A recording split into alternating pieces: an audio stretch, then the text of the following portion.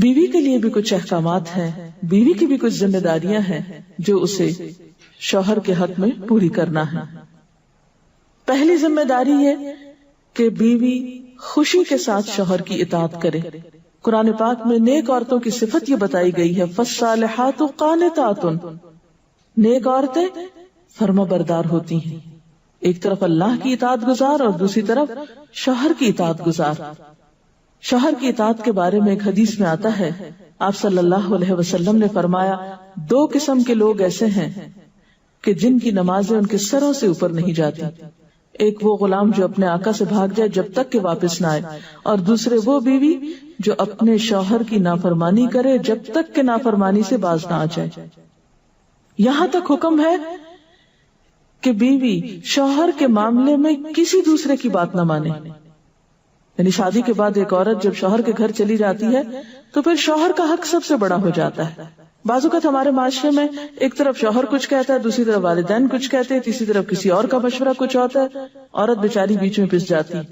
ایسے موقع پر عورت کے لیے کیا لازم ہے، اس کی پرائرٹی کیا ہوگی کہ وہ اپنے شوہر کی بات مانے۔ عورت کی دوسری بڑی ذمہ داری اپنی آبرو اور عزت و عصمت کی حفاظت ہے۔ عورت کوئی ایسا کام نہ کرے جس سے اس کی عفت و عصمت پر کچھ حرف آئے۔ ازدواجی زندگی کی خوشی کا راز باہم ایک دوسرے پر اعتماد ہے۔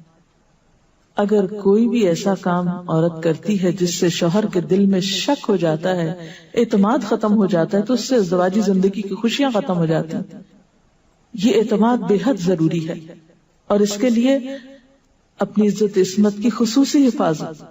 نبی صلی اللہ علیہ وسلم نے فرمایا، عورت جب 5 وقت کی نماز پڑھے، اپنی آبرو کی حفاظت کرے، اپنے شوہر کی فرما بردار رہے، تو وہ جنت کے جس دروازے سے چاہے داخل ہو جائے۔ اسی لیے شوہر کی اجازت اور مرضی کے بغیر گھر سے بھی نہیں نکلنا چاہیے۔ حضرت معاذ بن جبل کہتے ہیں کہ نبی صلی اللہ علیہ وسلم نے فرمایا، خدا پر ایمان رکھنے والی عورت کے لیے جائز نہیں کہ وہ اپنے شوہر کے گھر میں کسی ایسے کو آنے دے جس کا آنا شوہر کو پسند نہ ہو، اور وہ ایسی صورت میں گھر سے نکلے جب اس کا نکلنا شوہر کو پسند نہ ہو۔ اطاعت کے علاوہ شوہر کو خوش رکھنا یہ بھی بے حد ضروری ہے۔ نبی صلی اللہ علیہ وسلم نے فرمایا، جس عورت نے اس حال میں انتقال کیا کہ اس کا شوہر اس سے خوش تھا تو وہ جنت میں داخل ہوگی۔ اور عموماً کسی کی خوشی کے لیے انسان اپنے جذبات کی قربانی دیتا ہے، بعض اوقات اپنی سوچ کی قربانی دیتا ہے، بعض اوقات اپنے کسی اور راحت و آرام کی قربانی دیتا ہے۔ تو ایک عورت جب اپنے شوہر کو خوش کرتی ہے تو جواباً اس کے لیے خوشی پلٹتی۔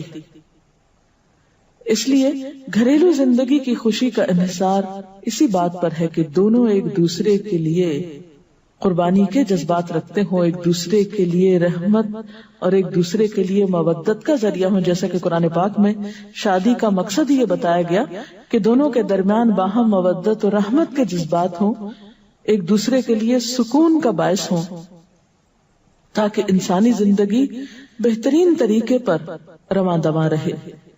اسی طرح شوہر سے محبت کا اظہار کرنا، اس کے ساتھ وفادار رہنا، اس کا احسان ماننا، یہ بھی بے حد ضروری ہے۔ حضرت اسماء کہتی ہیں کہ ایک بار نبی صلی اللہ علیہ وسلم میرے پاس سے گزرے، میں اپنی سہیلیوں کے ساتھ تھی، آپ نے ہمیں سلام کیا اور ارشاد فرمایا، تم پر جن کا احسان ہے ان کی ناشکری سے بچو۔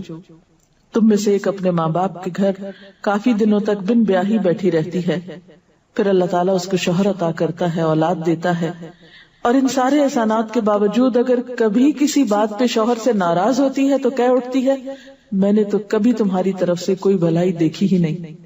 یہ جملہ ناشکری کا جملہ ہے جو عورت کو نہیں بولنا چاہیے۔ قیامت کے دن اللہ تعالیٰ اس عورت کی طرف نظر رحمت اٹھا کر نہیں دیکھے گا جو شوہر کی ناشکری ہوگی۔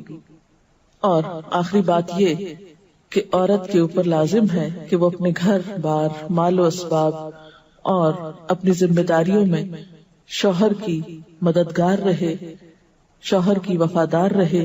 آپ صلی اللہ علیہ وسلم نے فرمایا، قریش کی عورتیں کتنی اچھی عورتیں ہیں جو بچوں پہ بہت مہربان اور شوہر کے گھر بار کی حفاظت کرنے والی ہیں۔ آپ صلی اللہ علیہ وسلم نے ایک اچھی عورت کی خوبیاں بیان کرتے ہوئے فرمایا، مومن کے لیے خوف خدا کے بعد سب سے مفید اور باعث خیر نعمت نیک بیوی ہے. نیک بیوی کون سی؟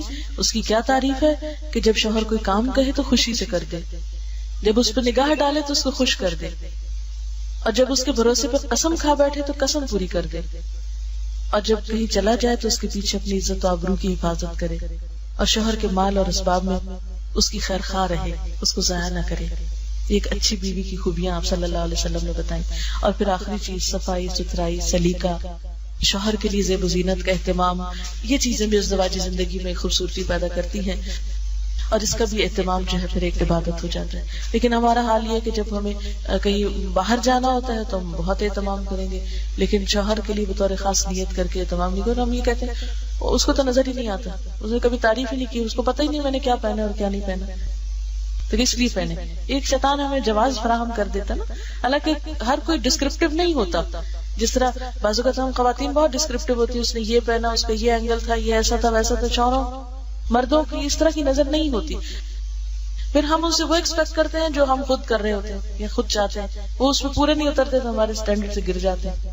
تو اس سے یہ ہے کہ ان کی اور بھلائیاں یاد رکھ کے اگر اس طرح کی کوئی کمی کوتاہی ہو جائے تو اسے اگنور کر دینا چاہیے، اور ان کے لیے بھی بطور خاص اہتمام کرنا چاہیے. اور دیکھیے کہ مثلا اس جگہ پر ہم بیٹھے ہوئے ہیں، اس جگہ کو خوشگوار بہت سی چیزوں نے ملا کے بنایا. سب لوگوں کا اکٹھا ہونا ایک خوشی کا باعث ہے. یہ پھول رکھے ہوئے، یہ روشنی ہے.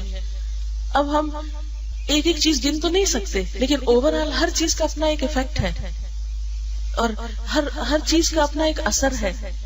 تو اسی طرح شوہر اور بیوی کے تعلقات میں بہت ساری چیزیں ایسی ہوتی جو ہم کو نظر نہیں آ رہی ہوتی، جو سامنے اس کا اثر نہیں ہوتا، مگر وہ بیک گراؤنڈ پہ ہوتی ہیں، مگر ہم ان کو کبھی بھی نہیں سامنے لاتے اور کبھی بھی ان کا ذکر نہیں کرتے.